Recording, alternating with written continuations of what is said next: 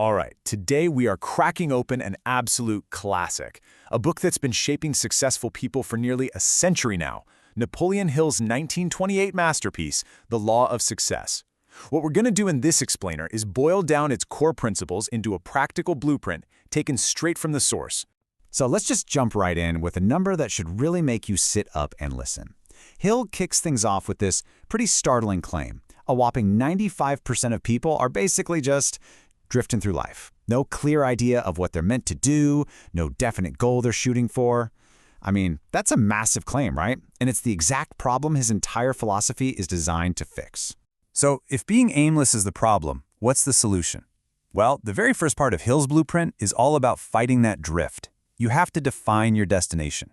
You've got to establish a clear, solid direction for your life. For Hill, every great business, every huge railroad, every single invention that changed the world, it all began in the exact same place. It all starts with imagination. He didn't see imagination as some rare, magical gift. No, he saw it as a mental muscle, something you can train and strengthen, something that lets you turn a simple idea into a real, tangible thing. And here's a great story that shows how a powerful imagination can actually pull in real-world resources. So there's this clergyman in Chicago who imagines a new, practical kind of school. He gets up and preaches about it with so much fire and passion that the industrialist Philip Armour, who just happened to be in the audience, was completely blown away. Armour gave him $1 million to build it, right then and there, and that became the Armour Institute of Technology, a powerful idea made real. So you end up with two totally different ways of thinking. On one side, you have the visionary. Think of someone like Marshall Field, who looked at the smoking ruins of his store after the Chicago fire and saw the world's greatest retail store rising from the ashes. Then on the other side, you have the person who's just trapped by what's right in front of them, like this peanut seller Hill talks about, who can't think beyond his roaster and his paper bags. So this brings us to Hill's most important tool for focusing that imagination. He called it a definite chief aim. And listen, this is not just some fuzzy dream. It's a clear, concrete purpose that you actually write down. The whole idea is to burn this purpose into your subconscious mind so deeply that it starts to automatically guide everything you do, step by step, toward making that aim a reality. Okay, so how do you actually get this aim to saturate your mind? Well, Hill tells this fascinating story about a friend of his. Every single night, this guy would hold an imaginary council meeting, and he'd invite historical figures he admired. Lincoln for his patience, Napoleon for his confidence, Emerson for his vision. He would literally have conversations with them in his head, asking to soak up their best qualities. And by giving these abstract ideas a face and a voice, he made them real. And over time, he actually started taking on those traits himself. Okay, so you've used your imagination, you've defined your destination, but a map is totally useless if you don't have an engine to power the car, right?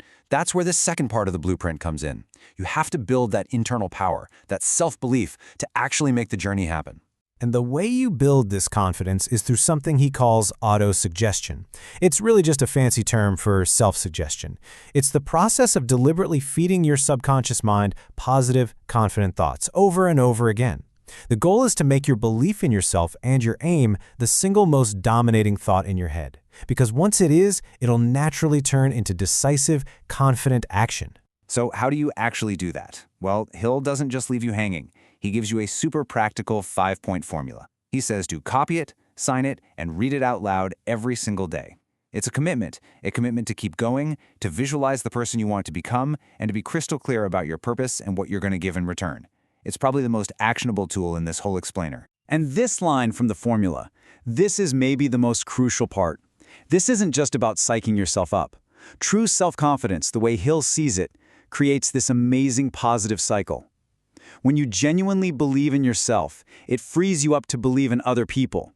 And that, in turn, inspires them to believe in you and to get on board with your vision. Confidence is the key to getting people to work with you. But, even with a clear destination and a full tank of confidence, the road to success is never perfectly smooth. We all know that. So for this last section, we're going to look at the biggest roadblocks Hill saw that can completely derail even the most determined person. The first huge roadblock is this myth of the lone wolf, the idea that you can do it all by yourself. And Hill is crystal clear on this. He says, success is an individual effort only up to the point where you decide what you want. After that, achieving it is all about skillfully getting other people to cooperate with you. So what's the fix for that? It's what he calls the mastermind principle. Now, this isn't some weird mystical thing. It's about practical synergy.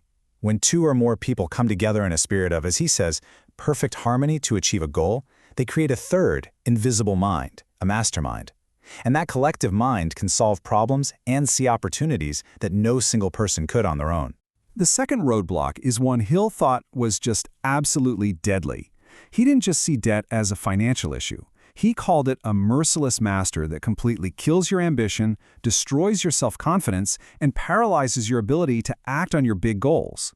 I mean, he does not hold back here. Hill truly believed you should be willing to make almost any sacrifice to get out of and stay out of consumer debt. And why?